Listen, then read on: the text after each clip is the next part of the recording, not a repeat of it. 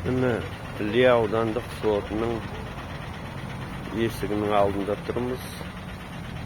Қазір Айгерім Тілеужанның адвокатының арызы бойынша сот жүріп жатыр. Біз тікелей эфир түсіреміз деп жиналып едік, бәрімізді шығарып жіберді. Енді сол адвокаттың шығуын күтіп отырмыз. Егер сот жайлы айтатын болсақ, ол Айгерімді қазір 1/3 уақытын отырғаннан кейін оны бостандыққа шығаруға болады деген не бар ғой.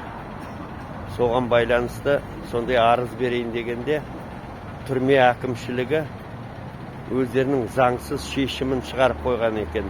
Оған шектеу қойып, ол шектеуді рәсімдемеген, ол заңсыз сондай шектеу Айгерімнің қолына ұстатпаған, ондай актісін қолында іштеме жоқ, рәсімделген қағаз жоқ. Солны заңсыз шектеу деп адвокат Айнара Айдарханова прокуратураға берген. Сол заңсыз шектеудің күшін жою жөнінде. Бірақ прокуратура ешқандай іс-қимыл қолданбаған. Содан кейін осы сотқа шағымдануға мәжбүр болып отыр. Сол енді бізді шығарып жіберді. Енді қазір адвокаттың шығуын тосып отырмыз. Немен аяқталатын көреміз қазір адвокат шыққаннан кейін.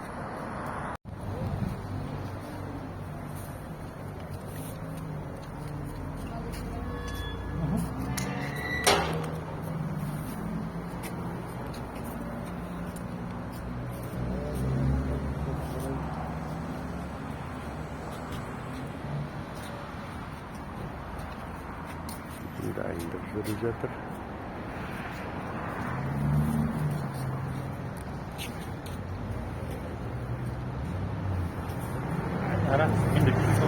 Айқайлап сөйлейсің ғой, Хорошо. Сегодня,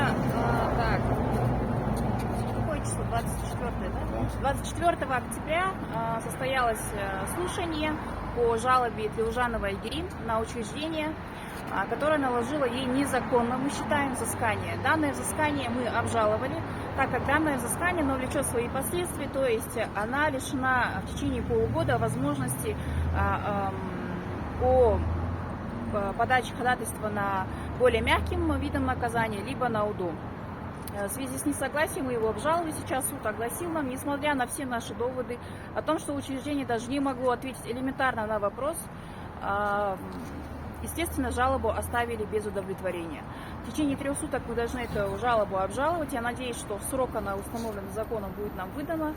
Айгерим, со стороны учреждения были заданы вопросы, то есть мы задавали вопрос, на основании чего вы вынесли ей взыскание, то есть почему у нее отрицательная характеристика. Они ссылались на старое уголовное дело, которое было прекращено. Данное уголовное дело было прекращено по реабилитирующим обстоятельствам, то есть Айгерим не преследовалась, не виновна по данному уголовному делу. Но, несмотря на это, якобы проводились какие-то беседы, которые Айгерим отрицает. Никаких бесед не было, ничего не производилось, и на основании всего лишь этого ей было вынесено взыскание.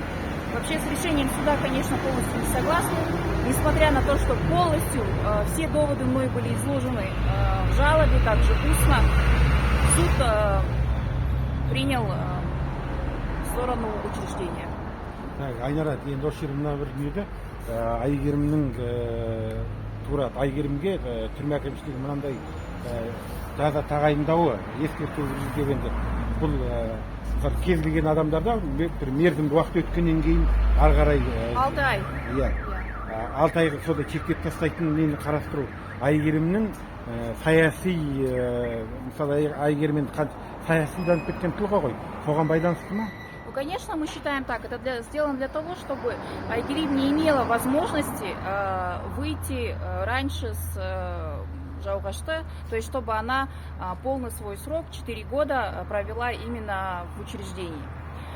Хочу сказать, что по закону в течение полугода учреждение присваивает степень отрицательную либо положительную. Но Айгерим все это время, 10 месяцев, сколько она сидела, никакая степень не присваивалась. И только когда я подала ходатайство о замене, то есть, точнее, написала просто запрос о том, что, возможно, мы будем подавать, сразу же ей в августе месяце вынесли вот это постановление о взыскании. Эми осы жерде тағы бір не, Айгерім тура үкім шыққан кезде айтты ғой, мен тіземді бүкпеймін, басымды имеймін деді. Демек Айгерім өзінің жаңағыдай өзіне тағылған айыпты мойындамады. Сонымен бірге осы мынау тәуелсіз журналист ретінде, ары қарай өзінің активист ретінде мынау өзінің наразылығын бұрын үнемі білдіріп жүрген, соған байланысты деп отырсың ғой жалпы. Конечно, считаем это нарушением ее непосредственно прав. У нее сейчас есть возможность, никто не говорит об условно-досрочном освобождении, но это ее право подать. Суд уже там решает, откажут ей или удовлетворят, но лишать ее даже права подачи, мы считаем это вообще нонсенс. Нарушение. Рахмет. Рахмет. Айнара Айдарханова шықты. Арызын қанағаттандырмады, шектеу алынбады. Сонда Айгерімдікі бұл саяси